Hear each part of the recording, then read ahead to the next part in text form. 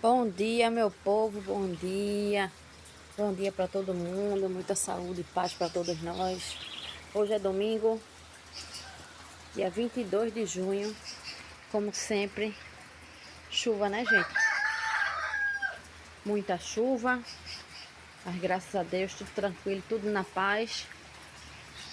Mas para os tradicionais como eu, que amam a fogueira de São João, vai estar meio difícil, viu? Vai estar meio difícil porque é muita chuva, muita água, as madeiras muito molhadas. Mas enfim, isso é o de menos, né, gente? Isso é o de menos, tanta coisa ruim, tanta coisa por aí, o mundo afora acontecendo de ruim.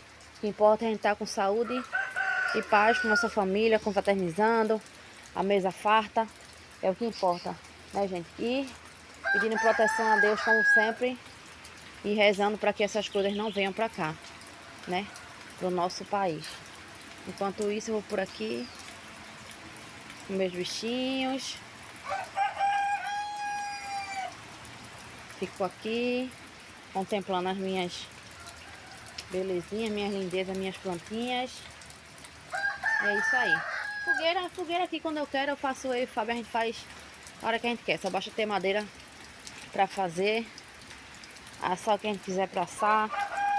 Não vamos deixar de comer nosso milho de jeito nenhum. Milho cozido, canjica, pamonha. Vai ter tudo. Graças a Deus, é o que mais importa, né, gente? Confraternizar em família. A mesa farta. E é isso aí. Por aqui já tá tudo ficando arrumadinho. E amanhã é São João.